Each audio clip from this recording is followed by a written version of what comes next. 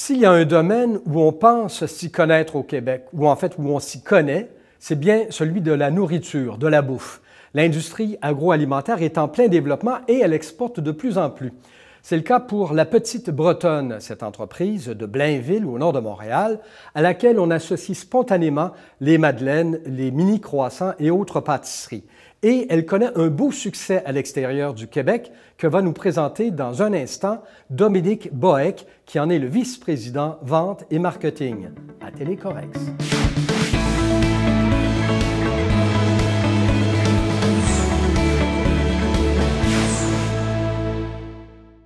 Alors bonjour M. Boeck et bienvenue à Télécorex. Bonjour, merci de l'invitation. On va parler dans une seconde de votre déploiement à l'extérieur des frontières, mais là, même si la Petite Bretonne n'a pas vraiment besoin de présentation, on a déjà un peu l'eau à la bouche, surtout quand on a faim, qu'on pense à vous autres. Mais racontez-nous un peu l'origine et ce que vous avez développé au fil du temps. La Petite Bretonne a débuté en 1966, c'est une entreprise familiale. Mon père a parti l'entreprise dans le sous-sol de ses parents en faisant des madeleines à la main et livrant les supermarchés à la main. Et aujourd'hui, la Petite Bretonne, c'est deux usines de production, 200 employés, 40 camions au Québec. On distribue en Amérique du Nord, aux États-Unis, dans les Caraïbes, puis le Mexique. J'ai vu à quelque part un chiffre, dites-moi si c'est vrai, là, si ça se peut, là, 800 000 mini-croissants par jour. C'est plus 1,2 million de mini-croissants, puis environ 800 000 à 1 million de mini-chocos par jour. Et ça, dans l'ensemble de votre... Mais c'est énorme, là, comme progression.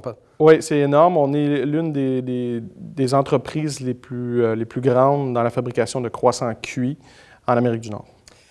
Alors, vous avez commencé ici, vous avez parlé de 1966, donc 2016, 50e anniversaire. Oui, cette année. Vous êtes bien présent dans le marché québécois, mais vous avez rapidement débordé les frontières. Où est-ce qu'on vous trouve maintenant à l'extérieur? En ce moment, on est dans le marché de l'Ontario, les Maritimes, l'Ouest.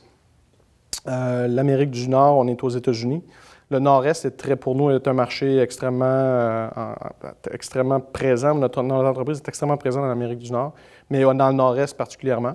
On est dans le Midwest, on est dans l'Ouest, on est dans les Caraïbes, toutes les petites îles, et au Mexique. Écoutez, vous venez de parler du Nord-Est. Ça apparaît une filiation naturelle parce qu'on imagine que les Américains ont le même sorte de palais que le nôtre, donc puis ils ont aussi voyagé. Donc, ils connaissent un peu les habitudes. Mais est-ce que ça a été facile d'entrer chez eux? Ça n'a pas été simple parce que les États-Unis, c'est des pays dans un pays.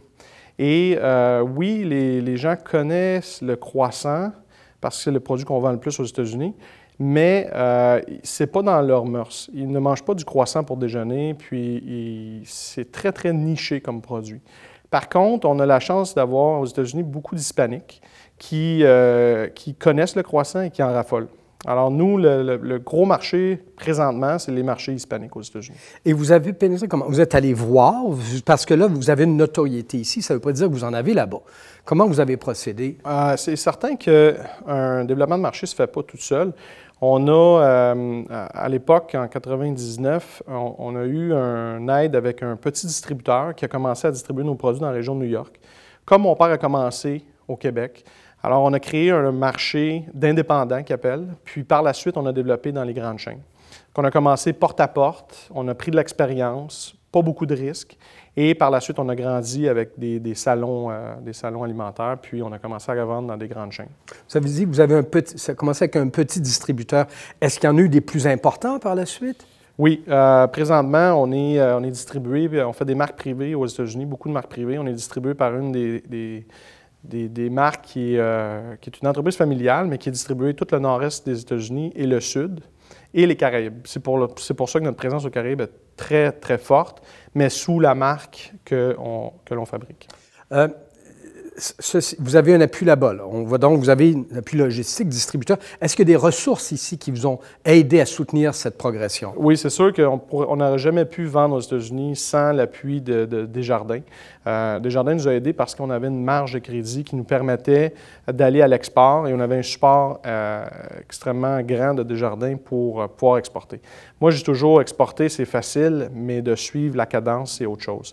Puis ça prend les ressources financières, ça prend les ressources aussi à l'interne, tout ce qui est logistique. Un produit ne s'exporte pas facilement aux États-Unis. Ça prend des gens qui ont de l'expérience, puis il faut bien s'entourer. On l'a dit, c'est assez similaire. Enfin, on se ressemble un peu là, dans le nord-est de l'Amérique, mais il y a quand même des différences de culture. Et un produit qui est apprécié ici, quand même les Américains, c'est une sorte de monde quand même un peu différent avec leurs particularités. Lorsqu'on a commencé, quand mon père a commencé à fabriquer les croissants, nos croissants étaient très briochés. Et d'année en année, le palais des Québécois s'est ajusté avec le temps, s'est amélioré dans les croissants plus français, plus style français. C'est pour ça qu'on est sorti de ce marché-là de très, très feuilleté, qu'on appelle dans notre domaine, pour aller dans un croissant un petit peu plus brioché.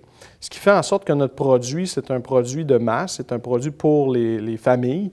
Et le marché du Nord-Est est énormément familial. C'est pas des gens à la retraite, c'est des familles. Et on a un succès aussi parce qu'il y a beaucoup aussi de gens il y a beaucoup d'Hispaniques à New York.